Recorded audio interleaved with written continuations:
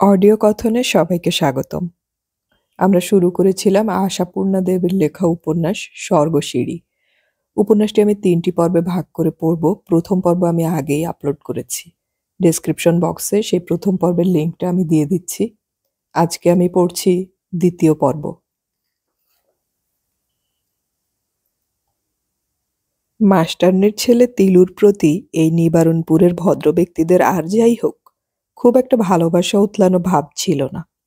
হয়তোবা ওর কথা মনেও ছিল না কারোর। কিন্তু চাকরি হওয়ার পর থেকেই অনেকে তিলু সম্পর্কে সচেতন হয়ে উঠেছে। এমনকি কেউ কেউ এই বেওয়ারিশ মালটি সম্পর্কে মনে মনে একটি বিশেষ আশাও পোষণ করতে শুরু করেছে। যেমন উমার মামা। গলায় পড়া ভাগ্নিটাকে গলা থেকে তোলবার সময় যে বেশ কিছু মাসুল দিতে হবে সে তো জানা কথা। মেয়ে নয়, ভাগ্নি। এ বিবেচনা করবে এমন মহোদয় পাত্রপক্ষ কোথায়? কিন্তু সে মাসুলটা নাও লাগতে পারে যদি এরকম একটি বেওয়ারিশ মাল জোটে। বয়সের তফাৎটা কম, তাও অমন কত হয়, মানিয়ে যাবে। তাছাড়া এক্ষুনি যখন লায়েক হয়ে উঠেছে ছেলেটা, বিয়ের তো বাধা নেই। উমি বড় হয়ে উঠলেই। তাছাড়া ছেলেটার উপর উমির তো বেশ টানও দেখা যায়। এই টানটাও কাজে লাগানো যাবে। বুদ্ধিমান ভদ্রলোক ভেবে নিচ্ছেন সে কথা। আর যারা অন্য আশা পোষণ করছে না, তিলুর সহপাঠীবর্গ, আশেপাশের জ্ঞাতীদের কেউ কেউ, তারা ধরে পড়ে সন্দেশ খাবো, চাকরি হয়েছে, সন্দেশ কই। আদি অন্তকাল ধরেই সবাই এই আমোদ করে থাকে। সব সময় কিছু একটা ফলপ্রসূ হয় না। হয়তো সত্যনারায়ণের মুন্ডি বাতাসা দিয়েই কাজ সারা হয়, কিন্তু তিলুর মা তিলুর জীবনকে একটি বিশেষ মন্ত্রে দীক্ষিত করে গেছেন। তিলু তার বাবার মতো হয়নি। তিলু প্রত্যেকটি ব্যাপারে সিরিয়াস। তাই প্রথম মাসের টাকাটা তিলুর জমার খাতায় ওঠে না। ১ পয়সাও নয়, বরং ২-১ টাকা ধারই হয়ে যায়। সন্দেশে মন ওঠেনি তিলুর, তাই মোটামুটি ভোজই হয়ে গেল একদিন। খিচুড়ি, পায়েস, মাছ ভাজা, মাছের কালিয়া, চাটনি, দই মিষ্টিও নামকাওয়াস্তে হলো। সবাই ধন্যি ধন্যি করল। বলল মনের গুণে ধন, এমন সরল মন ছেলে, তাই না ভগবানের এত কৃপা। ৭০ টাকার চাকরিটার গৌরবে তিলু স্ফীত হলো না বটে, কিন্তু নিজেকে রীতিমতো ভাগ্যবান ভাবতে শুরু করলো। আর পরের মাস থেকে টাকা জমাতে শুরু করবে ঠিক করলো। ভোজের দিন আর সকলের সঙ্গে উমাও এসেছিল। অতগুলো লোকের পান সেজেছিল সে। বিনার ছোট মেয়েটাও বসেছিল সাহায্য কল্পে, কিন্তু আগাগোড়া সে মশলা খেলো আর গল্প করলো। আর গল্পের গতিবেগের মধ্যে সে বলল, মা বলেছে তিলুদার সঙ্গে তোকে খুব মানায়। বড্ড যে বার বেড়েছে তোর নন্দী। ওমা রেগে উঠে বকল, কিন্তু তার মুখে চোখে রাগের লক্ষণ প্রকাশ পেল না।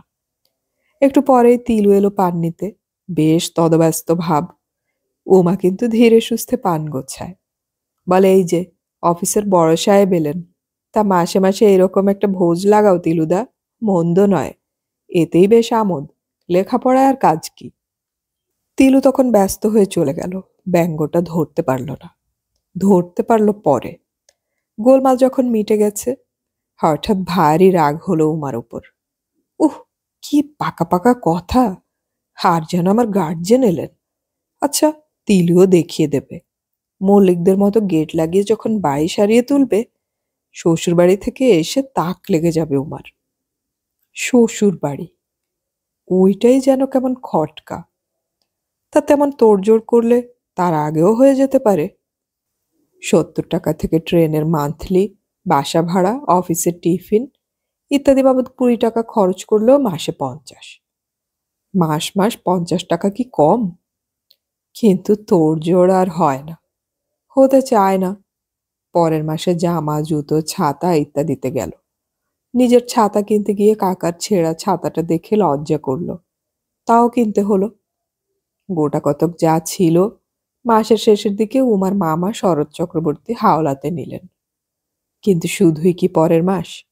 তার পরের মাস, তারও পরের মাস, বছর, ১ বছর। টাকা জমে না। ধার মাঝে মাঝে অনেকেই নেয়, শোধ দেবার কথাটা তাদের বড় একটা মনে পড়ে না। সংসারের জিনিসও কিনতে হয়, বিছানার চাদর, লেপ, তোশক। প্রত্যেক মাসেই যেন একটা না একটা ব্যাপার হাঁ করে থাকে। সেই গহ্বরে চলে যায় অনেক।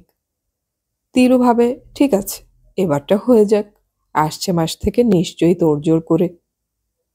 আবার আসছে মাসে দেখা দেয় নতুন সমস্যা।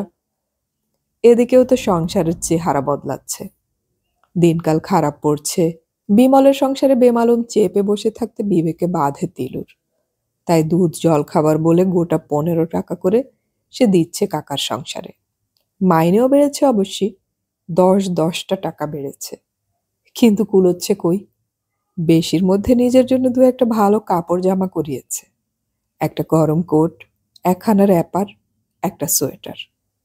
তা অফিস করতে হলে এসব না হলেও তো চলে না। কিন্তু এ আর কত, এক আধবার, এমনি তো যায়।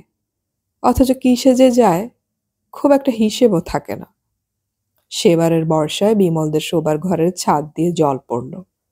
বিনা পানি তো চেঁচামেচি করছে কদিনই। সকালে তিলুর চোখে পড়ল, বিমল কাকা চৌকিটা টেনে একেবারে দরজার কাছে বসিয়েছে, আর ঘরের ওদিকে একটা কলঙ্ক পড়া বড় পেতলের গামলা, আর একটা বালতি জলে টইটুম্বুর। ঘরের মেঝেতেও জলের ধারা। বিনা পানি আবার তার উপর ছেঁড়া গামছা চেপে চেপে রেখেছে, বোধ করি ছিটে ওঠা বাঁচাতে। এই শ্রীহীন দৃশ্য দেখে একটু থমকে দাঁড়ালো তিলু। ভাবল, এই দৃশ্যের মাঝখানে দাঁড়িয়ে তিলু নিজের বাড়ি সারাবে। বিমলেশ্বর অবাক হয়ে শুধলেন, তোকে কে ডাকলো রে রহিম? আগে দাদাবাবু যে খবর দিয়ে এলো ছাদ থেকে পানি ঝরছে। বলতে বলতে বিমলেশ্বর একটু বিরক্তই হলেন তিলুর সর্দারি দেখে। জল ঝরছে সে কথা কি আর বিমলেশ্বর নিজে জানেন না? এই তো কাল বাদ পরশু রবিবার, সেদিনের অপেক্ষায় তিনি আছেন। খানিকটা গোবর আর বিলিতি মাটি মিশিয়ে গোলা করে ফাটলের মুখে ঢেলে দিলেই এই বর্ষাটা কেটে যাবে। এর জন্য আবার মিস্ত্রি? আর এই পুরনো বাড়িতে মিস্ত্রি ঢোকানো তো সোজা কথা নয়। যেমন বাঘে ছুলে 18 ঘা, তেমনি পুরনো বাড়ির মিস্ত্রি ছোঁয়া। মিস্ত্রির হাত ঠেকলেই বাড়ির চারদিক থেকে খসে পড়বে। হয়তো রায় দিয়ে বসবে ছাদ উপড়ে সারাতে হবে। তাই বিরক্ত বিরক্ত গলায় বললেন, আর তুইও অমনি ভেবে নিলি ঘোষালবাবুর আসমান থেকে টাকা ঝরছে? আজ বাদে কাল মেয়ের বিয়ে আসছে। না রহিম, ও এখন থাক। আস্তে আস্তে বার দালানের দিক থেকে তিলু বেরিয়ে এলো। বিমলের কাছাকাছি দাঁড়িয়ে নিচু গলায় বলল, যা অবস্থা দেখলাম কাকা, ও বোধহয় আর নিজেদের দ্বারা হবে না। আমি বলি কি, হয়েই যাক। বিমলেশ্বর বেজার মুখে বললেন, হয়ে তো আর অমনি যাবে না রে বাবা। 3 টাকা করে রোজ হয়েছে। আজকাল রাজেদের জোগাড়ে নসিকে।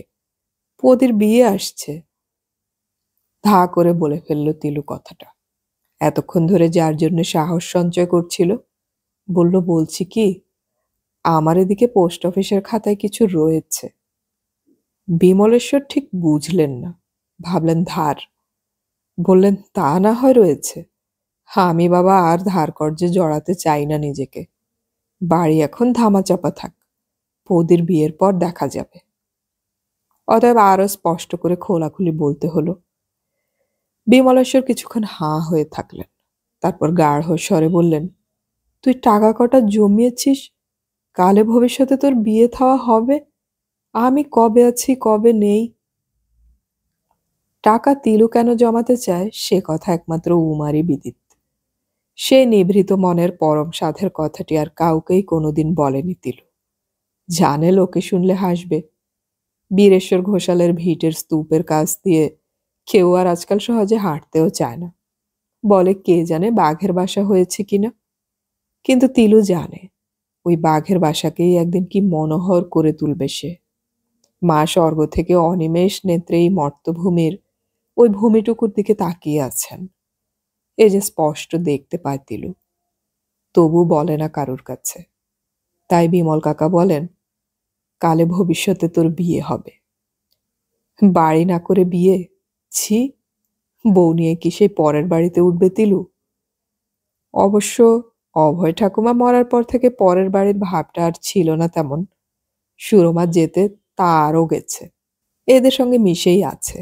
তবু তো অধিকারের দাবি নেই, নিতান্তই দয়ার দান। আর পরের বাড়ি বলে কি দুরন্ত একটা অভিমান ছিল সুরমার। তিলু আবেগ ভরে বলে, তা হোক কাকা, এটা আমার ইচ্ছে। আপনার থেকেই তো আমার সব। এটুকু যদি আমার সাধ হয়ে থাকে, বাধা দেবেন না। তিলুর কথার ধরনই এমনই মেয়েলি মেয়েলি। বড়দের সঙ্গে কথা বলতে হলে ভয়ানক একটা সহিম সম্ভ্রম বজায় রেখে চলতে হয়, এই তার ধারণা। তবু বিমলেশ্বর সহজে রাজি হন না। দুঃখিত চিত্তে বলেন, মাইনে বেড়ে অবধি তুই তো কাকির হাতে ভাত খরচটাও ধরে দিচ্ছিস শুনছি। আবার কেন এসব? তিলু লজ্জায় লাল হয়ে ওঠে। এলোমেলো কি একটা বলে। তবে শেষ পর্যন্ত রহিম হৃষ্টচিত্তে ভাড়ার বাস আনতে যায়। মাইনে বাড়া পর্যন্ত ভাত খরচটাও দিচ্ছে তিলু, এটা সত্যি। কম তো বাড়েনি, ৯৫-তে এসে পৌঁছেছে। মাত্র এই 4 বছরে ৭০ থেকে ৯৫। সোজা ভাগ্যের কথা নয়। কাজ খুব ভালো করে, আর বড়বাবুর নেক নজরে পড়ে গেছে বলেই না এতটা সম্ভব হয়েছে। তা তিলু এ কর্তব্যটুকু করবে না? অবস্থা থাকতেও পরের ঘাড়ে খাবে? তাছাড়া সত্যি বলতে বিনা পানি একটু আভাসই দিয়েছিল। মেয়ে মানুষের মন তো। বলেছিল অবশ্য হাসতে হাসতেই, তা তিলু তো এবার বেশ মানুষ হয়ে উঠেছিস, কাকাকে কিছু সাহায্য কর, এই আজ বাদে কাল পেনশন হয়ে যাবে। পেনশনের কাল অবশ্য আজ বাদে কালের মতো এগিয়ে আসেনি, তবুও কথাটা জুড়ে দেয় বিনা পানি। এবং তিলু যখন মাসের শেষে সেই দুধ জল খাবারের ১৫-র উপর আরো ২০টা চাপিয়ে ৩৫টি মুদ্রা ধরে দেয়, তখন বলে, হাসতে হাসতে বলা কথা তুই সত্যি ধরলি তিলু? বলে আবার আঁচলে বেঁধেও ফেলে এবং স্বামীর কাছে বলে, কিছুতেই ছাড়ল না তিলু। অবশ্য ওতে ততটা লজ্জিত হননি বিমলেশ্বর, কিন্তু মিস্ত্রির ব্যাপারে হন। শুধু ছাদ সারিয়েই ক্ষান্ত হলো না তিলু, বাড়িতে বিয়ে আসছে বলে সারা বাড়িটা কলিও ফেরালো। এই 4 বছর চাকরির ফসল পোস্ট অফিসের ৩৫০ টাকা খতম হয়ে গেল সে ধাক্কায়। তখন অবশ্য উমার সঙ্গে আর হরদম দেখা হতো না। বড় হয়ে গিয়েছিল উমা, স্কুলেও আসতো না আর। তবু একবার আড়ালে দেখা করে বিদ্রুপের হাসিতে মুখ ঝলসে বলেছিল, কি তিলুদা, খুব নাকি পয়সা ছড়াচ্ছ? তিলু হাঁ হয়ে গিয়েছিল, ধরতে পারেনি কথাটা। বলেছিল, তার মানে? মানে আর কি, মহত্ব দেখাচ্ছ, কাকার মেয়ের বিয়ে আসছে বলে পুরনো বাড়িকে পাউডার মাখাচ্ছ। শুনছি সবই। সেই যে বলে না, আপনি খেতে ঠাঁই পায় না, শঙ্করাকে ডাকে। তোমার তাই হয়েছে দেখছি। উমার সব ভালো, কথাবার্তা বড় প্রখর। সবসময় ভয় ভয় করে তিলুর। মনে হয় কেউ শুনে ফেললে কি না জানি ভাববে। তাও উমার এ কথাটা শুনে তিলুর শুধু ভয়ই হলো না, রাগও হলো। বলল, তার জগতে মানুষ মনুষ্যত্ব বলেও তো একটা কথা থাকে উমি। শুধু আপনি খেলেই হয় না, কাকা হতেই আমার সব। উমা ১৭ বছরের মেয়ের ভূভঙ্গি পুরো মাত্রায় কাজে লাগিয়ে বলে, তা সত্যি, এমন একখানা ডেলি পাষণ্ডর রাজতক্ত, সোজা কথা। ২০ বছর বয়স হতে না হতেই অম্বল, গলা জ্বলা, ইসবগুল, জোয়ানের আরক, মাথার টাক, সোজা ঐশ্বর্যি। চেহারাখানা কিন্তু যা বানিয়ে ফেলেছ তিলুদা, একেবারে কেরানি মাখানো। দেখলেই বোঝা যায় কেরানি হবার জন্যেই এই ধরাধামে অবতীর্ণ হয়েছিলে। উমার কথায় ভয়ানক একটা জ্বালা ফুটে ওঠে। এরকমই কথাবার্তা হয়েছে আজকাল ওর। কিছুদিন আগে পর্যন্তও বলেছে, লেখাপড়া আর করলে না তিলুদা? সত্যিই ছেড়ে দিলে? এখনো বোঝো, এখনো সময় আছে। এমন কথাও বলেছে। কলকাতায় তো শুনেছি কত রকম কলেজ আছে, অফিস সেরে সন্ধেতেও পড়া যায়, তাই ভর্তি হও না। কিন্তু তাও হয়ে ওঠেনি। ইদানিং বিমলের শরীরটা খারাপ হয়ে গেছে। রাতে হাওড়া স্টেশন থেকে তিলুর সঙ্গে একসঙ্গে ফিরতে যেন ভরসা পান। ক্লাস করতে হলেই কাকাকে একা ছাড়তে হয়। তাছাড়া সত্যি বলতে, যে তিলু পড়া ছাড়তে হলো বলে একদা চোখের জলে ভেসেছে, তার এখন পড়ার নামে আতঙ্ক এসে গেছে। যেন বড় শান্তি আর নিরুপদ্রবের ঠাঁই সেই ছারপোকা ভরা চেয়ারখানি। আর বিবর্ণ ঢিলে ঢালা ফাইলের গোছাগুলি যেন জীবনের এক পরম আশ্রয়। তাই ইদানিং আর লেখাপড়ার কথা বলে না উমা। বোধ করি তিলু সম্পর্কে হতাশ হয়ে গিয়েই বলে না। বলে এইরকম জ্বালা ভরা কথা। হুমা চলে যাবার পর তিলু খানিকটা এগিয়ে বীরেশ্বরের ভিটের সামনে গিয়ে দাঁড়ালো। বেলা পড়ে যে সন্ধে হয়ে এসেছে, এখানে যে সাপখোপের ভয়, সে কথা মনে পড়ল না তিলুর। এসে দাঁড়ালো আর সহসা দেখতে পেল সেই দৃশ্য, যে দৃশ্য একদিন দেখতে পেয়েছিল মাকে পুড়িয়ে শ্মশান থেকে ফেরার পথে। আকাশে যেন কার চিতাসজ্জা রচিত হয়েছে, আগুন ধরানো হয়েছে সেই চিতায়। ওই আগুনের মাঝখান থেকে কার যেন আত্মা আরো ঊর্ধ্ব লোকের জন্য আকুল আর্তনাদ করছে। সে আর্তনাদের ধ্বনি এত নিচে নেমে আসতে পারছে না, শুধু ভয়ঙ্কর একটা ভারাক্রান্ত নিঃশ্বাসে ভরে দিচ্ছে মর্ত্যলোকের মন। এই আকাশের দিকে স্তব্ধ হয়ে তাকিয়ে থাকে তিলু। আস্তে আস্তে চিতা নেভে নিষ্প্রভ হতে হতে ঠান্ডা হয়ে যায়। পড়ে থাকে কালো কাঠ কয়লার স্তূপ। তিলু মনে মনে বলে, মা, অপরাধ নিও না। কাকার বাড়ির জন্য খরচ করা, সেও তোমার ঋণ শোধ করা। তারপর প্রতিজ্ঞা করল, আসছে মাস থেকে একাগ্র নিষ্ঠায় পয়সা বাঁচাবে। অফিসের টিফিনটা বন্ধ করে ফেললেই মাসে 10টা টাকা বেঁচে যায়। জামা কাপড় সাবান দিয়ে কেচে নেবে, সে যখন চায় ধার দিয়ে বসে, ওটাও বন্ধ করতে হবে।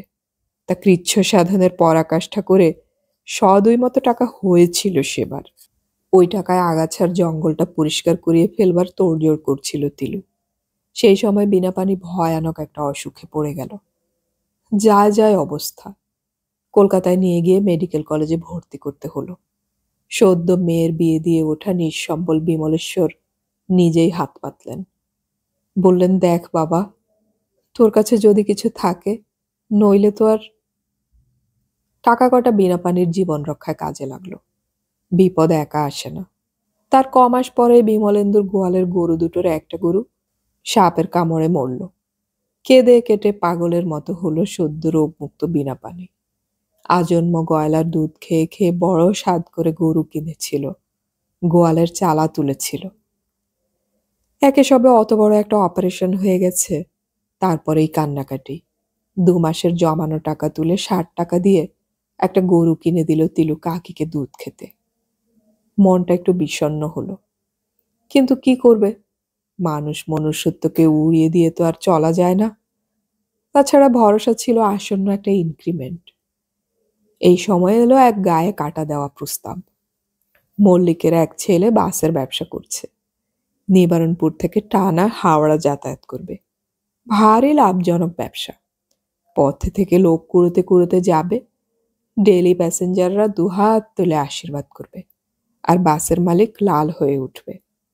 এখন দরকার একটা গ্যারেজের, অর্থাৎ গ্যারেজ বানাবার জায়গার। বীরেশ্বরের ভাঙা ভিটেটায় চোখ পড়েছে মল্লিকদের।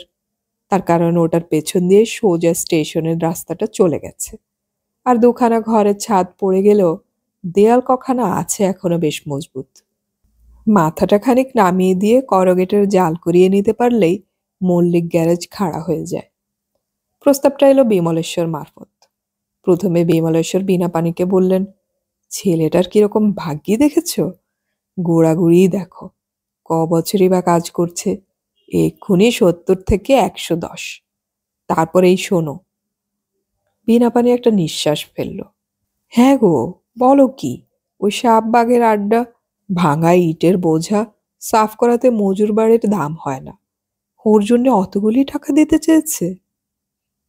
চেয়েছে তো, পয়সা আছে, ঝোঁক হয়েছে, ও টাকা 2 দিনে তুলে নেবে ভরসা আছে। তিলুকে ডেকে পাঠালেন বিমলেশ্বর। কিন্তু তিলু পাগলের মতো কি বলে, ভিটে বেচবে না। আরে বাবা, ওই জঞ্জালের স্তূপ নিয়ে তুই কি করবি? সারিয়ে ইমারত তুলতে পারবি না? তাই পারবার চেষ্টা করে কেউ? বলে কত জায়গায় কত ভিটে ভগ্নস্তূপ হয়ে পড়ে আছে, বাবুরা শহরে গিয়ে রাজ্য পাটে বসে আছে। আর তুই একটা আপনি কোম্পানি, তুই যাচ্ছিস ভিটে সামলাতে? তোর বহু ভাগ্যে যে ওই জায়গাটাই নজরে ধরেছে ওদের, নইলে আরো কত লোক হাঁ করে বসে আছে জমি বেচবার জন্যে। কিন্তু এত সদুপদেশ বৃথায় যায়। তিলু অটল। বিমলেশ্বর ছাড়েন, বিনা পানি ধরে। চিরকাল তো তিলুকে বেশ বুদ্ধিমান বলেই মনে হতো, হঠাৎ একই নির্বুদ্ধিতা করতে বসেছে তিলু। মাথাটা ঠান্ডা করে একটু ভাবুক। অতগুলো কাঁচা টাকা হাতে পেয়ে যাবে। ইচ্ছে করলেই তো আশেপাশে কোনোখানে সামান্য একটু জমি কিনে একখানা দুখানা ঘর তুলে রীতিমতো সুখের অবস্থা করে নিতে পারে।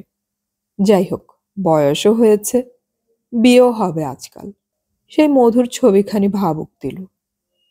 বিনা পানি তবু ধরে, বলে এই প্রস্তাবে বিনা পানির কাছে এলে 4 হাত পা তুলে নাচত। এক্ষুনি এই বালি ঝুরঝুরে ছাতে জল পড়া বাড়িকে ত্যাগ করে নতুন ইটের দুখানা চালা তুলেও বসবাস করতে যেত। আর এক বোকা তিলু। সংসার ওঠাতে হবে না ওকে, জবাবদিহি করতে হবে না কারো কাছে। লাখ কথা কইল দুজনে, ফল হলো না। বলতে গেলে শেষে রেগেই উঠল বিমলেশ্বর। বলল, বেশ, তবে তুমি নিজে গিয়ে বলে এসো। অত বড় মানিমান লোকটার কাছে গিয়ে বলতে পারবো না আমি, মশাই আমার ভাইপো একটা ঢ্যাটা বুদ্ধু। বেশ, আমি গিয়েই বলবো, বলল তিলু। তা বলতে গিয়ে সেখানেও লক্ষ্য কথা। কিন্তু তিলু কাঠবকুল, ভিটে বেচব না। বাবু কহিলেন, বুঝেছ উপেন, ও জমি লইব কিনে। সেই যুগ অবশ্য ততটা নেই, কাজেই মিথ্যা দেনার ক্ষতের ডিক্রি নেওয়ার ইতিহাসটার পুনরাবৃত্তি হলো না। মল্লিকের ছেলে বরং টাকার পরিমাণ বাড়িয়ে দিয়ে অনেক খোশামদি করল। বর্তমান পৃথিবী যে এইসব ভুয়ো আর বাজে সেন্টিমেন্টের ওপর চলছে না, তাও ব্যাখ্যা করে বোঝালো অনেক। শেষে হাল ছেড়ে দিয়ে অন্য স্থান নির্বাচনে মন দিল। এতদিনের এত বুদ্ধিমান ছেলেকে গ্রাম শুদ্ধ সবাই ছি ছি করতে লাগলো। ওর হাতের লক্ষ্মী পায়ে ঠেলার এই শোচনীয় দুর্মতিতে অনেক লোকের ঘুম হলো না। শেষ বেলা এলেন শরৎ চক্রবর্তী, উমার মামা। বললেন, দেখো, ওরা আমায় চুপি চুপি বলেছে, তুমি যদি আরো কিছু চাও তো দেবে। তা আমি বলছি, বাপু, আর পাগলামি করো না তুমি। এই বাজারে 4,000 টাকা, 4,000 টাকা, না জানি কত সেই টাকা, কি তার আকৃতি। এই 7 বছর চাকরি করছে তিলু, 400টা টাকা যে কেমন তা জানতে পারেনি। 4,000 টাকা। মনটা বুঝি একবার কেঁদে উঠেও ছিল, কিন্তু সে মুহূর্তের জন্যে। কি হবে টাকায় যদি ভিটেটাই যায়? মানুষটাকে বেচে গয়না কিনবে তার জন্যে? গরু বেচে খড়? বলল, আমায় মাপ করবেন। সব মিটে গেলে একদিন উমা এলো। দেখা সাক্ষাৎ আজকাল দইবাতি হয়। উমা বাড়ি থেকে বেরোয় কম। মামের স্বাস্থ্য খারাপ হয়ে গেছে, দুবেলা রান্না বান্না উমারই ঘাড়ে। তাছাড়া বড়ও তো হয়েছে, একটু বেশিই হয়েছে। তবে মামার চার কম। একরকম নিশ্চিন্তই আছেন তিনি পাত্র সম্পর্কে। জানেন যে কোনোদিন কথা পারলেই হবে। বিমলেশ্বরের কাছে একরকম বলাও আছে। আর জ্ঞাতি কাকা কিছু আর অধিক মুরব্বিয়ানা করবেও না। তা মামা প্রস্তাবটা যে করছে না, তার কারণ সাংসারিক ওই সুবিধেগুলো হাতছাড়া হয়ে যাবার ভয়। জুতো সেলাই, চণ্ডীপাঠ সবই তো উমার দপ্তর, যতদিন সুবিধাটা ভোগ করে নেওয়া যায়। তা সেই সব দপ্তরের ব্যবস্থাপনা সেরে একটা রবিবারের দুপুরে ধরল উমা। তিলু যাচ্ছিল অনন্তদের বাড়ি তাস খেলতে। শুনে উমা বলে উঠল, বাহ তিলুদা বাহ, শুনে মোহিত হয়ে গেলাম। কেরানির শেষ স্বর্গে আশ্রয় পেয়েছ তাহলে। রবিবারের দুপুরে তাসের আড্ডা। বেশ হাত মুখ নেড়েই বলল উমা। উমার মুখটায় রোদ এসে পড়ল লাল। পরনের ফিকে নীল রঙা শাড়িটা আটসাট করে কোমরে বেঁধে পরা, গোলালো হাতের সুললিত ভঙ্গি একটু যেন বেশি ভালো লেগে যাবার মতো। তিলু দাঁড়িয়ে পড়ে হেসে ফেলে বলল, দেখ একবার, যেন রণরঙ্গিনী। তা তাসের আড্ডা যাব না তো রবিবারের দুপুরটা কি করব শুনি? ঘরের কড়িকাঠ গুনবো? তা জগতে যদি বই পড়া বেশ একটা কাজ, জন্মের শোধ উঠে গিয়ে থাকে, ওই কড়িকাঠ গোনাও ভালো। তিলু অবাক হয়ে বলল, বই? এখন আবার কি বই পড়ব? উমা ঝংকার দিয়ে বলে ওঠে, কেন, গল্পের বই পড়তে পারো না? নাটক, নোভেল? তবু মানুষের মতো দু একটা কথাও তো শিখতে পারো তা থেকে। তিলু ওর ঝংকার উদ্ভাসিত মুখের দিকে তাকিয়ে একটু বিহব্বল হলেও আত্মহারা হয় না। বলে, নাটক নোভেলে আবার কোন সুশিক্ষার কথা আছে শুনি যে তাই শিখতে হবে? আছে, থাকে। উমা কোমরে জড়ানো আঁচলটা খুলে বাতাস খেতে খেতে বলে, প্রেম ভালোবাসা এসবও শেখা যায় কিছু কিছু। এই এইতেই উমাকে ভয় করে তিলুর। কথাবার্তায় বড্ড বেপরোয়া। এমন কথা বলে যে গায়ে কাঁটা দেয়। তাই তাড়া দিয়ে বলে, যা যা, বড্ড ফাজিল হয়েছিস দেখছি। নাটক নোভেল পড়ার গুণ তো তোকে এই দিয়েই প্রমাণ হচ্ছে। তো তোমার মতো নির্গুণ ব্রহ্মার চেয়ে কিছু বদগুণও ভালো। যাক, বলি মল্লিকরা খারাপটা কি বলেছিল? হঠাৎ দপ করে জ্বলে উঠে তিলু। বলে, না, বড্ড ভালো কথা বলেছিল। বাপ ঠাকুরদার ভিটে বেচে টাকা নিয়ে আমি ধুয়ে জল খাবো? উমা চপলা পরিত্যাগ করে গম্ভীর কণ্ঠে বলে, টাকা ধুয়ে জল কি আর খায় তিলুদা? টাকা ভাঙিয়ে খেয়ে পরে বাঁচে। বলি, ওই ভাঙা ইটের বোঝা সামলে তোলবার আশা এখনো আছে তোমার? যা ছিল তা হয়তো ধূলিসাৎ হচ্ছে। কি দরকার তোমার ওই গন্ধমাদন বুকে চাপিয়ে চিরদিন কষ্ট পাওয়া? মল্লিকদের টাকাগুলো নিয়ে একটা ব্যবসা বাণিজ্য করলেও জীবনে একটা উন্নতির আশা ছিল। তিলু গম্ভীরভাবে বলে, উন্নতির ধারণা সকলের সমান নয় উমি। গম্ভীর উমাও হয়। বলে, তা জানি। মায়ের কাছে সত্যিবন্ধী ছিলে, ভিটে সারাবে। কিন্তু এ সত্যিবন্দিও ছিলে তিলুদা। লেখাপড়া শিখবে, 10-এর একজন হবে। ভুলে যেও না সেটা। সে সত্যি রাখতে পারলে? তা যার যেমন ভাগ্য। তিলু গম্ভীরতর। উমা এবার গাম্ভীর্য ছেড়ে ঝঙ্কারময়ী। বলে, কুড়ে আর বোকারাই ভাগ্য দেখায় তিলুদা। ভাগ্যের কথা ছাড়ো। আমি বলছি, এই নিবারণপুরের মায়া তুমি ত্যাগ করো। এ কি একটা জীবন নাকি! যেন একটা যন্ত্রের পুতুল। সোমবার থেকে শনিবার আলু ভাতে ভাত খেয়ে ছুটতে ছুটতে ট্রেন ধরছ, আর গড়াতে গড়াতে বাড়ি ফিরছ। রবিবারে মাছ ধরছ, নয় তাস খেলছ। হয়ে গেল, ব্যাস। জীবনের লক্ষ্য কি? না, ওই ভাঙা বাড়িটা সারাবো। বাবা, কথায় আছে, আপনি বাঁচলে বাপের নাম। বরং মানুষ মনুষ হয়ে মায়ের নামে একটা স্কুল করে দিতে পারো তো বুঝি, যা তিনি ভালোবাসতেন। হয়েছে তোর কথা? তিলু বিরক্ত স্বরে বলে। মেয়ে মানুষ মেয়ে মানুষের মতন করেই ভাবে। আর কি করবে? বাঁচা কথাটার মানে শুধু খুব ভালো খাওয়া পড়া, কেমন? উমা জোর দিয়ে বলে, নিশ্চয়ই, সেটাই আগে। খেয়ে পরে বাঁচো, তবে বড় বড় কথা ভেবো। আচ্ছা, আপনার আজ্ঞা শিরোধার্য। এখন দয়া করে পথ ছাড়ুন। দিল খেলার মেজাজটা বিগড়ে। উমা সহসা চুপ হয়ে যায়। অদ্ভুত একটা স্থির দৃষ্টিতে কিছুক্ষণ তাকিয়ে থাকে তিলুর মুখের দিকে। তারপর উল্টো পাক খেয়ে ঘুরে দ্রুত চলতে থাকে। আর সঙ্গে সঙ্গে তিলুর মনটা কেমন বদলে যায়। খেতে যেতে আর ইচ্ছে করে না। উমার ওই নিঃশব্দ স্থির দৃষ্টির মধ্যে যে কি ছিল কিছুই ধরতে পারে না। অথচ সে দৃষ্টি যেন তিলুর মনের পটে কেটে বসে থাকে। দুপুরবেলা ঘুমিয়ে অচেতন হবার কথা মামির, কিন্তু মামি ক্রুদ্ধ মুখে বসেছিল। উমাকে ঢুকতে দেখেই চেঁচিয়ে উঠল, এই ভর দুপুরে গিয়েছিলি কোথায়? উমা অবিচলিত মুখে বলে, যেদিকে দুচক্ষু যায়। হুম, অবস্থা এত দূর গড়িয়েছে তাহলে? তো কেন আর বসে বসে মামার অন্ন ধ্বংসানো? যেখানে সিংহাসন পাতা আছে বসোগে সেখানে গিয়ে। উমা একটি নীরব কঠোর দৃষ্টিতে মামির মর্মমূল পর্যন্ত বিদ্ধ করে বলে, কি চাইছিলে? চাইছিলাম? চাইব আবার কি? তবে ঘুম ভেঙে উঠে চেঁচাচ্ছ কেন মিছিমিছি? এখনো ঢের বেলা আছে। আর এক ঘুম দাও গিয়ে। দেখ উমি, দিন দিন তোর বড্ড বার বাড়ছে দেখছি। তা বাড়বে বই কি, বাড়াই উচিত। বয়স বাড়ছে, জ্ঞান বাড়ছে, আর বাড়বে না? উমি, আমি তোর ইয়ার বালাই ষাট, বলে কত বড় গুরুজন।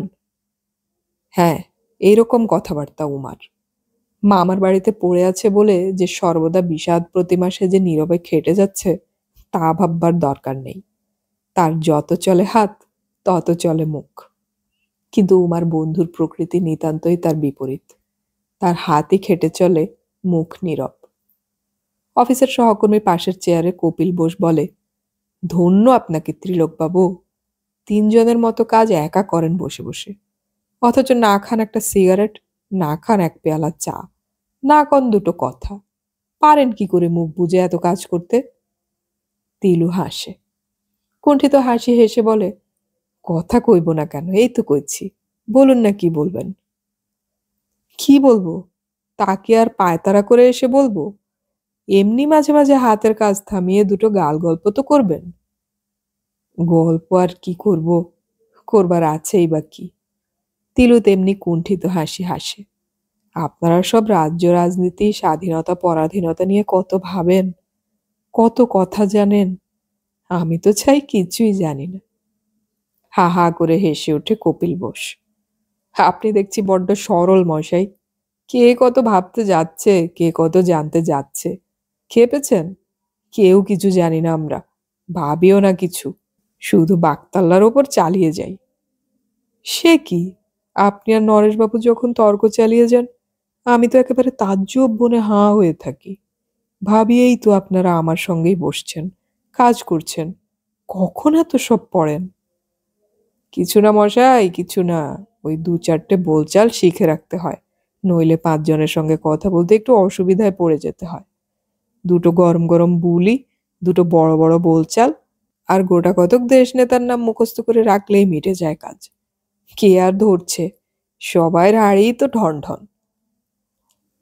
তা সেই কপিলি একদিন ধরে বসলো। মাইনে বাড়লো, খাওয়ান মশাই। মুখের ওপরে না মশাই হবে না বলতে পারা তিলুর কর্ম নয়। সে পারেন নরেশবাবু। এ হেন আবদারের মুখোমুখি পড়লেই বলেন, কেন মশাই, আপনাদের খাওয়াতে যাব কেন? বলুন যে নিজে একটু ভালো মন্দ খাই। তা এমন নাছোড় হলে হয়তো বলে, আহা সে তো ফি মাসে খাবেনি, প্রথমটা বন্ধু বান্ধব একটু আমোদ আহ্লাদ করবে না। নরেশবাবু গম্ভীরভাবে বলেন, বন্ধু শব্দটাই যদি ব্যবহার করলেন তো বলি, প্রকৃত বন্ধু হলে আহ্লাদ করতে চাইবে না। তা ঠেকে ঠেকে শিখেছে সবাই, নরেশবাবুকে আর কেউ বলে না। কিন্তু তিলুকে বলে, শুধু মাইনে বাড়লে নয়, মাইনের দিন হলেই চাপরাশি বেহারা দারোয়ান দন্ত বিকশিত করে বকশিস চায়। তিলু বলতে পারে না, আমার তোমরা কি করো হে বাপু। দিয়ে দেয় 4 আনা 8 আনা 1 টাকা। মাসের প্রথমে এতে কিছু যায়, মাইনে বাড়লে প্রথম বাড়তিটা যায়। কিন্তু যেদিন তিলু খপ করে নরেশবাবু ধরনের কথা বলে বসলো, বলল খাওয়ানোর কথা বাদ দিন, এবার থেকে তো নিজের খাওয়া দাওয়া তুলে দেবো ভাবছি। কপিল বোস অবশ্য ভাবলো ঠাট্টা, হেসে বলল, কেন, হঠাৎ এমন বৈরাগ্য, নাকি তলে তলে কিছু প্রোগ্রাম করছেন? কপিল একটু কৌতুক প্রিয়, হাসি খুশি করে থাকতে ভালোবাসে, তবে সূক্ষ্ম ধারালো কৌতুক কথা আর পাবে কোথায়? ওরও তো তিলুর মতোই অবস্থা। সেও ম্যাট্রিক পাশ করে চাকরিতে ঢুকেছে, সেই অল্প বয়স থেকে জোয়াল কাঁধে। তবে এই অফিসেও খুব বেশি দিন নয়, পারে না, এক জায়গায় বেশি দিন টিকে থাকতে পারে না। আর যেখানেই যায় সঙ্গে সঙ্গে সকলের সঙ্গে আলাপ জমিয়ে ফেলে। তিলুর সঙ্গেও ওর আলাপই বেশি। যাদের সঙ্গে আজ 9 বছর কাজ করছে তিলু, তাদের থেকে বেশি আলাপ হয়ে গেছে। তা সেদিন তিলু ওর কথায় চমকে উঠেছিল, বলেছিল, প্রোগ্রাম মানে? আহা হা, কি মুশকিল, ঘাবড়াচ্ছেন কেন? বলছি বিয়ে টিয়ে করছেন নাকি? বিয়ে? তিলু বিষাদ হাসি হেসেছিল। এখন ওর স্বপ্ন দেখাও উচিত নয়। কেন বলুন তো? কপিল কৌতূহলী হলো। আপনার তো শুনেছি ওই কাকা ছাড়া ত্রিসংসারে আর কেউ নেই। তবে কার জন্যে ভাবনা? রোজগারও তো মন্দ করছেন না। তা 140কে ওরা মন্দ বলে না, ওরা নিজেরা তো অনেকেই এখনো পৌঁছায়নি। সেদিনই হঠাৎ কেমন একটা আবেগের মাথায় নিজের জীবনের কথা বলে ফেলেছিল তিলু কপিলের কাছে। আর সামান্য পরিচিতের কোঠা থেকে বন্ধুর কোঠায় উঠে এসেছিল কপিল। কপিলও কিন্তু প্রথমটায় উমার মতোই কথা বলেছিল। বলেছিল, রেখে দিন না মশাই পিতৃ পিতামহের সেন্টিমেন্ট। সবাই কিছু আর ঐতিহ্য বজায় রেখে অমর হতে আসিনি আমরা। আমাদের মতো এই মধ্যবিত্ত নিম্ন মধ্যবিত্ত ক্লাসের আমরা বট অশ্বত নই, চাপা গন্ধরাজও নই। স্রেফ সিজন ফ্লাওয়ার। ঝাঁকে ঝাঁকে ফুটলাম, বাতাসে দুললাম, একটু বা রংচং দেখালাম, দুদিনেই বিনাশ গেলাম। আমাদের অত কি দায়? এই যে নরেশবাবু রাজনীতির তর্ক নিয়ে এত মাথা গরম করেন, বলে আমরা ও নিয়ে ভাবছি নাকি ভাবছি না সেটা গ্রাহ্য করছে কে? আমরা একটা সত্যিকার বুদ্ধি যুক্তি সম্পন্ন নির্দেশ দিলেও নেবে কেউ? নেবে না। তবে আমাদের কি দরকার মশাই, এই 40 কোটি লোকে ভরা হিমালয় পর্বত সমেত বিরাট দেশটাকে বুকে চাপাবার? আমাদের এখানেও ঘাস জল, সেখানেও ঘাস জল। তাই বলে আপনারও ওই পিতৃ পিতামহের সেন্টিমেন্টটা ত্যাগ করুন। বলছেন যখন জ্ঞাতি কাকার বাড়িতে থাকতে হয়, চলে আসুন কলকাতায়, যা হোক একটা বাসা টাসা জোগাড় করে পেথা করে সুখে সংসার করুন। কিন্তু তিলুর মাতৃ ইচ্ছার গভীর গুরুত্ব অনুভব করে আর বেশি কিছু বলল না। শুধু বলল, কষ্ট পাবেন, যা দেখছি জীবনে আপনার ভাগ্যে সুখ নেই। উমার কাছে ধিকৃত হওয়ার রবিবারের পরের সোমবার কপিলই কথা তুলল। একটু যেন মনমরা দেখাচ্ছে। এই দ্বিতীয় আবেগে তিলু কপিলের কাছে মল্লিকদের প্রলোভন ও তাই নিয়ে অশান্তির কথা বলে ফেলল। কিন্তু কপিল তার সমস্যা সমাধানের দিকে গেল না। ধাঁ করে প্রশ্ন করে বসল, উমাকে? উমা? উমার কথাও গল্পের মধ্যে এসে গেছে। তা বটে। তিলু বলে, উমা মানে পাড়ার শরৎ চক্রবর্তী বলে এক ভদ্রলোকের ভাগ্নি। ওরও মা বাপ নেই, ছেলেবেলা থেকেই তাই। বুঝলাম, কপিল মুচকি হেসে বলে। তা চক্রবর্তীর ভাগ্নি যখন, বাধা তো দেখছি না কোথাও। আপনি তো ঘোষাল। তিলু নববিবাহিতের মতো লজ্জায় লাল হয়ে ওঠে। ব্যস্ত হয়ে বলে, কি যে বলেন? কি যে বলেন মানে? এ তো দস্তুর মতো প্রেম। হ্যাঁ, আপনিও শুরু করলেন নভেল নাটক। গেরস্থ মানুষদের আবার ওসব বড় বড় কথা কি? কর্তব্য করতে এসেছি, কর্তব্য করে যাব, ব্যাস। কপিল দুই হাত উল্টে বলে, জানি না মশাই, বুঝি না আপনাদের সব কথা। কর্তব্য করতেই যে এসেছি, কে বলেছে এ কথা? কার কাছে বাক্যদত্ত হয়ে এসেছেন? এসেছেন তার দলিল আছে কিছু? তবে বৃথা কেন কষ্ট পাবেন? তিলু উত্তেজিত হয়ে ওঠে। বলে, লিখিত দলিল না থাকলে বুঝি হয় না? মানুষ হয়ে জন্মেছি, সেটাই দলিল। তিলুর মতো চুনোপুটিদের মানুষ হবার দায় পোহানো দেখলে বুদ্ধিমানেরা বাহবা তো দেয়ই না, বরং হাসে, টিটকিরি দেয়। মল্লিকদের প্রস্তাবের পর থেকেই সকলেই টিটকিরি দিচ্ছে তিলুকে। ডেকে ডেকে বলছে, কি হে তিলু, তোমার বাড়ির কত দূর? সারাবে তো, এই বেলা হাত দাও। বিরক্তও হয়েছে সবাই। বেশ একটা নতুন মজার দৃশ্য দেখবার কল্পনা করছিল। আশা করছিল দোরের গড়ায় বাস হবে। তিলু আরক্ত মুখে চুপ করে থাকে, আর মনে মনে হাতড়ে ওই অফিসের টিফিনটাই আঁকড়ে ধরে। ছাড়বো ছাড়বো করেও কিছুতেই ছাড়া হচ্ছে না। ঠিক খাবার সময়টাই কেমন যে একটা উচ্চাটন ভাব আসে, মনের মধ্যে একটা শূন্যতা বোধ হয়, আর পেটের মধ্যেটাও মুচড়ে ওঠে। তখন মনে হয়, আচ্ছা, এই সপ্তাহের এই ভাঙা দিনগুলো যাক, আসছে সপ্তাহ থেকে ঠিক। আবার সপ্তাহ শুরুতে ভাঙা মাসের যুক্তি জেগে ওঠে। এই করে কতগুলো মাস কেটে গেল। না, এইবার বদ্ধপরিকর হতেই হবে। একদা 150 টাকাটা আকাশ কুসুম ছিল। এখন ভাবলেই অবাক লাগে, প্রতি মাসে সেই টাকাটা হাতে আসছে তিলুর, আবার হাত দিয়ে বেরিয়েও যাচ্ছে। কিন্তু অনেক যে নালি খুলে গেছে চৌবাচ্চার জল বেরিয়ে যাবার। ট্রেনের ভাড়া বেড়েছে, জুতো জামা থেকে শুরু করে দাড়ি কামাবার খুঁটির পর্যন্ত দাম বেড়েছে। চালের দাম আকাশ পাতাল বাড়ার দরুন কাকির হাতে পুরোপুরি 50 টাকাই দিতে হচ্ছে। তবু তবু এবার মরণপণ করবে তিলু। ওদিকে শরৎ চক্রবর্তী পাড়ার লোকের কাছে ধিকৃত হতে শুরু করেছেন। উমার বিয়ের ব্যাপার নিয়ে এবার ঘুম নষ্ট হতে বসেছে সবার। নেহাতি যে এতদিন হয়নি সে শুধু যুগ বদলে গেছে বলে, সকলের ঘরে বড় বড় মেয়ে রয়ে যাচ্ছে বলে। তবু সবেরই সীমা আছে। বাইরের প্রশ্ন আর ঘরে গঞ্জনা। চাদরটা কাঁধে ফেলে বেরিয়ে পড়লেন এক রবিবারে ভাগ্নি দায়গ্রস্ত শরৎ চক্রবর্তী।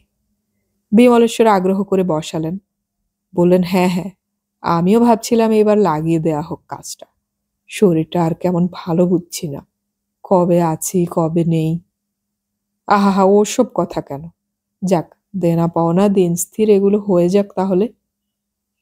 বেশ ঘন্টা কতক ধরে চলল পরামর্শ ভাঙা গড়া। মোটামুটি সাব্যস্ত হলো সবই। দিনও প্রায় স্থিরই রইল। গ্রামের পুরনো নিয়মের বশে বিনা পানি এখনো আব্রু রেখে চলে। তবু দরজার আড়ালে অধিষ্ঠিতা হয়ে যা করবার সেই করল।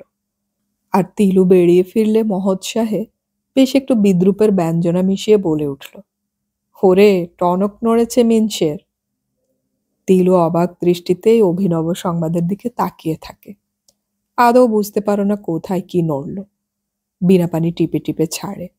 যেরকম নাকে সর্ষের তেল দিয়ে ঘুমোচ্ছিল, আমরা তো ভেবেছিলাম শেষ পর্যন্ত না বরপক্ষকেই প্রস্তাব তুলতে হয়। অবশ্যই তা আমি তুলতে দিতাম না, বসে থাকতাম খোট করে, দেখতাম কতদিন বসে থাকতে পারে মেয়ে নিয়ে। যাক, আজ। তিলু এই বাক্যস্রোতের মাঝখানে হঠাৎ বলে বসে, কথা তো অনেক বলে যাচ্ছ, আসলে ব্যাপারটা কি? বিনা পানের চোখ কপালে ওঠে। হরে কেষ্ট, তুই কি এতক্ষণ ঘুমোচ্ছিলি? উমার মামা এসেছিল ভাগ্নির বিয়ের কথা কইতে। মহা ঘোরেল তো, ভাবছে পাড়ার মধ্যে পাত্তর বিনি পয়সায় শাড়ি। আমিও তেমনি, বলে দিলাম আপনার না হয় গলায় পড়া ভাগ্নি। আমার তো ওই একটাই বউ, তিলুর মা নেই বলে যে। সমস্ত কথা মুহূর্তে স্তব্ধ হয়ে যায় বিনা পানির, কারণ কথার মাঝখানে কথার উপর বাজ পড়ে। তা বাজি, কথাই ছুরি, কথাই মুগুর, কথাই বাজ। এমন কথাও থাকতে পারে যা বাজেরই সমতুল্য। তার সেই বাজটা ছুঁড়েই নিজের ঘরের দিকে চলে যায় তিলু। ওসব কথা বাদ দাও, বিয়ে কে করছে? রাত পোহালেই ডেলি প্যাসেঞ্জারের ট্রেন ছেড়ে যাবে। শরৎ আবার রাত্রিরেই এলেন। দেখো হে বিমল, ও তোমার ননদ ঝাপির কথাটা। বিমলেশ্বর দাওয়ায় বসেছিলেন মাদুর বিছিয়ে, বুকে বালিশ দিয়ে। খাড়া হয়ে বসে বললেন, দেনা পাওনার হিসেবে আর দরকার হবে না শরৎ, তিলে বিয়ে করবে না। আর একবার বাজ পড়ল, বোধ করি তখনকার চাইতে আরো প্রচণ্ড। শরৎ চক্রবর্তী হেন দুধে লোকও সহসা শাক মূর্তি হয়ে গেলেন। থতমত খেয়ে বললেন, তার মানে? মানে আমি তোমায় বোঝাবো কি? তোমরাই আমায় বুঝিও ভাই। আমার তো মনে হচ্ছে নির্বুদ্ধির ঢেকিটাকে পাগলা গারদে দিয়ে আসি। শরৎ তীব্র স্বরে বলে ওঠেন, এ কি ছেলে খেলা নাকি? মগের মুলুক পেয়েছে। ওরা সে মেয়েকে 24 বছরের ধাড়ি করে তুললাম, কোনো খানে কোনো পাত্তর খুঁজলাম না, আর বাবু এখন বলছেন বিয়ে করব না। ওকে আমি পুলিশে দিতে পারি তা জানো? পাড়ার ক্লাব থেকে ফিরছিল তিলু, অর্থাৎ তাসের আড্ডা। বেড়ার দরজা ঠেলে বাড়ি ঢুকেই গোলমালের সম্মুখীন হয়ে গেল। শরৎ চক্রবর্তী দাঁড়িয়ে উঠে তড়পাচ্ছেন, ওই 25 বছরের ভাগ্নি গলায় বেঁধে ডুববো নাকি আমি?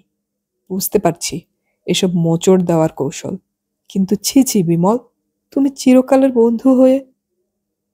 বিমলেশ্বর বললেন, বলে যাও ভাই, তিলে যদি আমার নিজের ছেলে হতো। কাকা! অন্ধকার থেকে শব্দ ভেসে আসে। এদের কথায় কিছু কিঞ্চিত ছেদ পড়ে। শরৎ সেই বিরতির সুযোগ নিয়ে বলেন, এই যে তুমি এসে পড়েছ, ভালোই হয়েছে। বলি, কথাটা তামাশা করে বলেছ নাকি?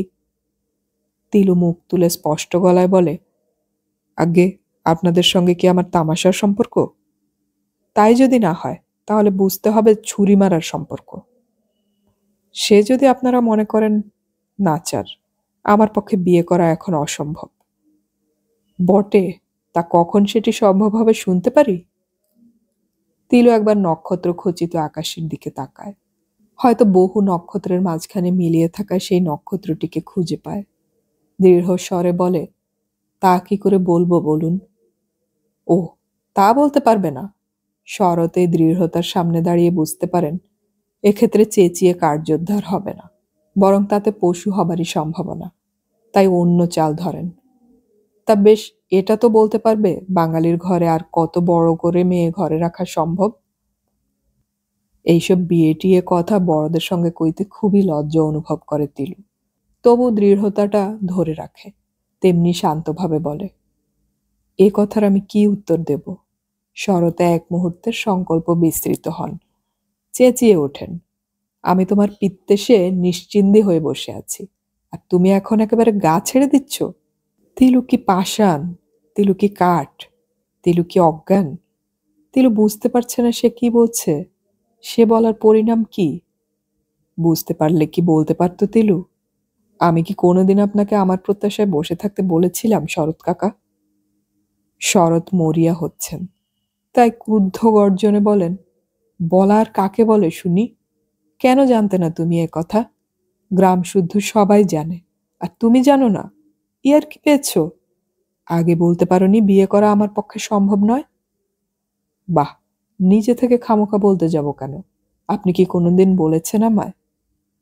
বেশ বাবা, অন্যায় হয়ে গেছে, বুঝতে পারিনি তুমি তোমার বিয়ের কর্তা। তা এখন হাত জোড় করে বলছি, লোক সমাজে মুখটা রাখো আমার। আর মেয়েটারও প্রাণবধ করো না।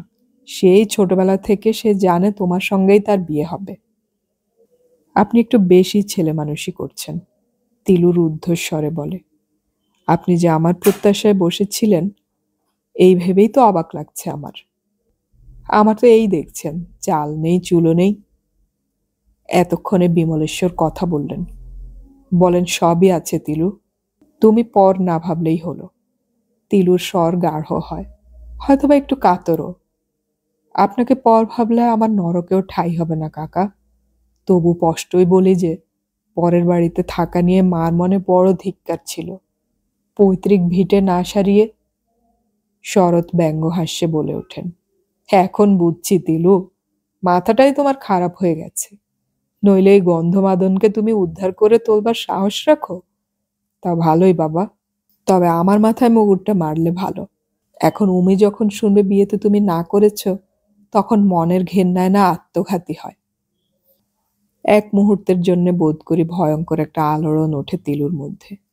বোধ করি একটি ভ্রুভঙ্গি তার সামনে এসে দাঁড়ায় ত্রিভুবন আচ্ছন্ন করে। বুঝিবা মুখের আগায় আসে, তবে আর কি বলবো, যা ভালো বোঝেন করুন। কিন্তু বলে ফেলে না। যা বলে তা শুনলে বোধ করি উমা সত্যি আত্মঘাতী হতো। উমার ভাগ্য যে আলোচনাগুলো তাদের বাড়িতে হচ্ছে না। হলেই হতে পারত, কিন্তু তিলু কি তাহলে এত সহজে কথাটা বলতে পারত? তার তিলুকে বিশ্বাস নেই। তিলু সব পারে। তিলু মায়ার মুখোশ পরা ভয়ঙ্কর এক নির্মম দেবতা। তাই তিলু উমার মামার মুখের ওপর বলতে পারে, আপনারাও যে দেখছি নাটক নোভেলের মতন কথা কইতে শুরু করেছে। এত অপমানের পর বসে থাকবেন শরৎ চক্রবর্তী এত হ্যাংলা নন। উঠে যান, তবে যাবার সময় বেশ একটু মরণ কামড় দিয়ে যান। দোষটা তোমারই বিমল, তোমার ঘরের ছেলে। অবশ্য তার গুণাগুণ কিছুও জানতে, ঘুণাক্ষরেও যদি জানতে, তাহলে মেয়েটার সময়ে গতি হতো। এখন রাত পোহালে যার মুখ দেখব তার হাতেই দিতে হবে। আর তোমরা পড়শিরা তখন দুষতে বসবে, আহা মেয়ে তো নয়, ভাগ্নি যে, তাই না দেখে না শুনে। যাক, যে যা বলে বলুক, আমি উমির ওই তারিখেই বিয়ে দেব। বিমলেশ্বর নির্বাক, বিমলেশ্বর কালা।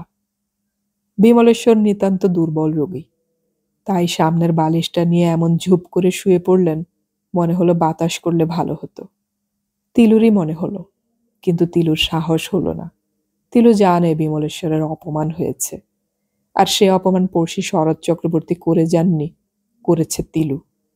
যে তিলু জীবনটাই বিকিয়ে দিয়েছিল একদিন কাকার মুখ থাকবে না বলে। আজকে তারই প্রতিশোধ নিল তিলু, কিন্তু কার ওপর নিল? উমার মামি গালে হাত দিয়ে বসে থাকলো অনেকক্ষণ। বলল, হ্যাঁ গা সত্যি, বলো কি? উমার মামা বলল, বলবার কিছু নেই। সত্যি বলবার কিছু খুঁজে পাচ্ছে না এরা। ভয়ঙ্কর এক বিস্ময়ের আঘাতে মুখ হয়ে গেছে।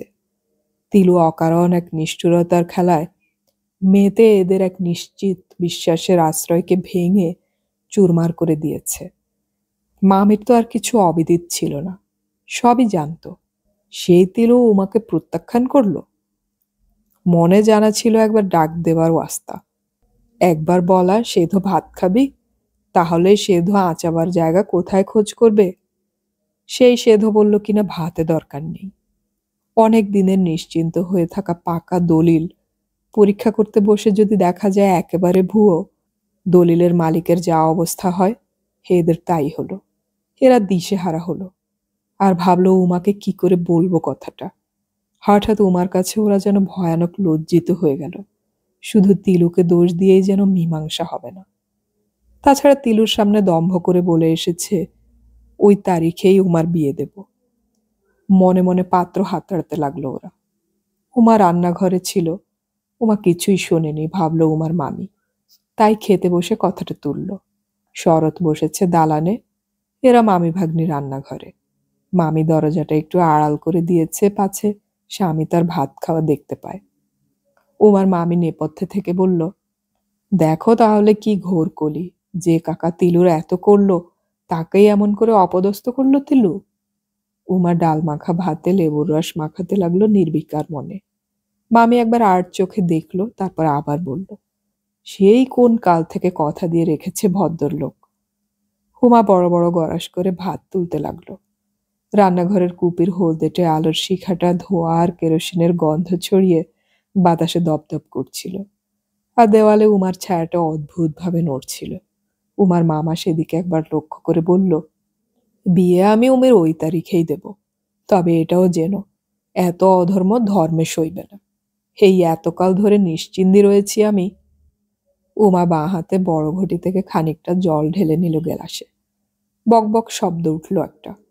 উমার মামি বলে, কে জানতো তিলু এমন বিশ্বাসঘাতকতা করবে? তা তুমি তো গলাবাজি করে বলে এলে ওখানে ওই তারিখে বিয়ে দেবে। এখনই পাত্তর কোথায় পাবে শুনি? শরৎ চক্রবর্তী কি বলতেন কে জানে, শুধু বলতে উদ্যত হয়েছিলেন, বলতে পারেননি। জল খেয়ে গেলাসটা ঠক করে মাটিতে বসিয়ে উমা বলে উঠল, তুমি থামো মামি, যেন ত্রিভুবনে আর পাত্তর নেই। তাও উমার কথা মিথ্যে নয়। ত্রিভুবনে পাত্তর নেই এটাও উমির মামির ভুল ধারণা। 3 দিনে পাত্তর ঠিক করে ফেললো উমার মামা।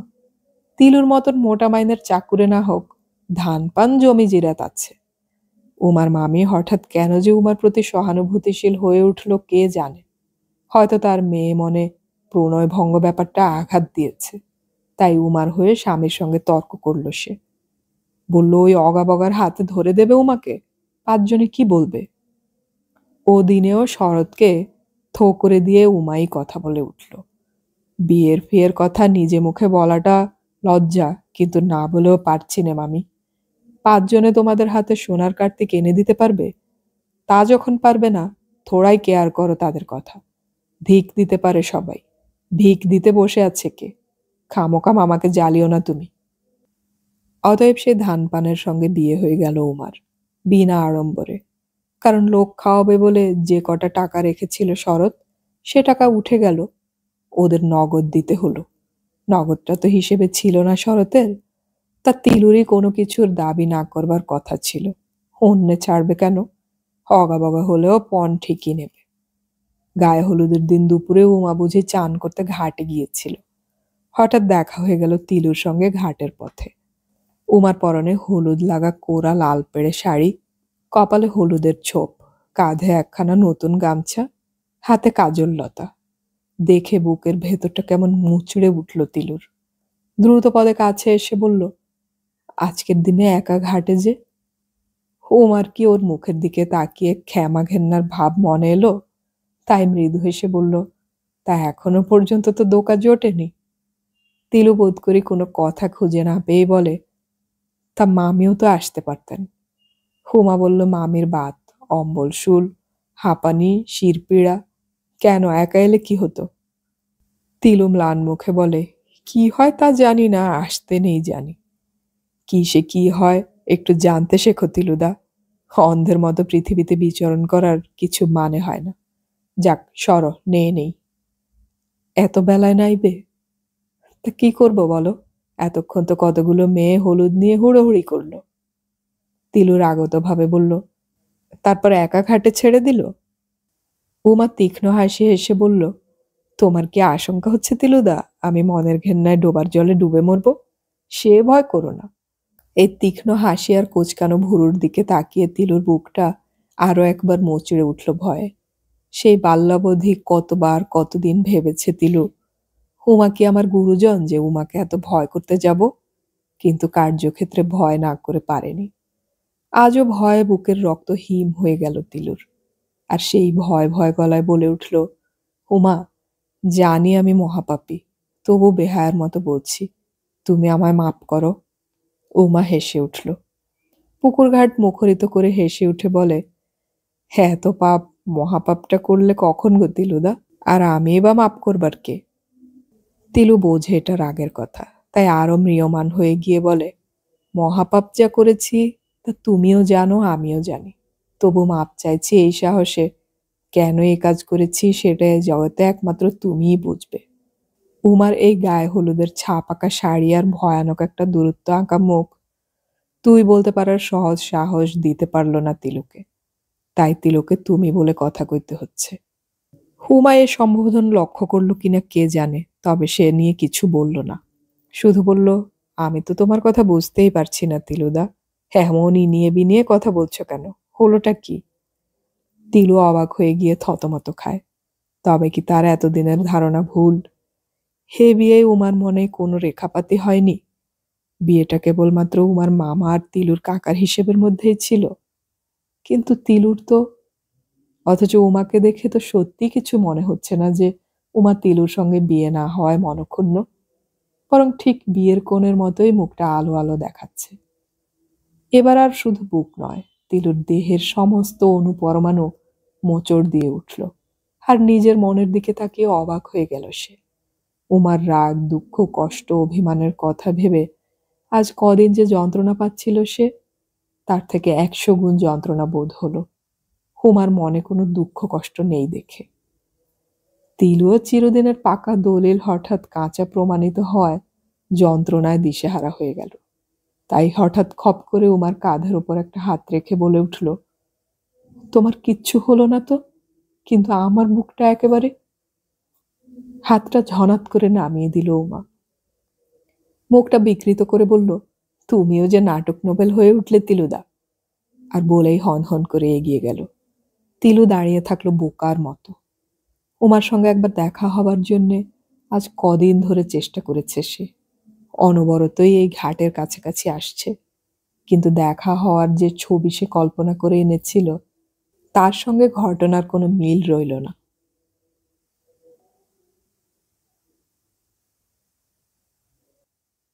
এতক্ষণ আমি পড়ে শোনালাম আশাপূর্ণা দেবীর উপন্যাস স্বর্গসিঁড়ি এর 2য় পর্ব। উপন্যাসটির শেষ পর্ব আমরা খুব শীঘ্রই আপলোড করব, শোনার আমন্ত্রণ রইল। অডিও কথনে আমাদের গল্প পাঠ ভালো লাগলে চ্যানেলটি সাবস্ক্রাইব করে রাখুন এবং বন্ধুদেরকে শেয়ার করুন। আমাদের গল্প পাঠ আপনাদের কেমন লাগছে তা কমেন্টে অবশ্যই জানাবেন। গল্প পড়ি, গল্প শুনি, বাংলা গল্প ছড়িয়ে পড়ুক সবখানে।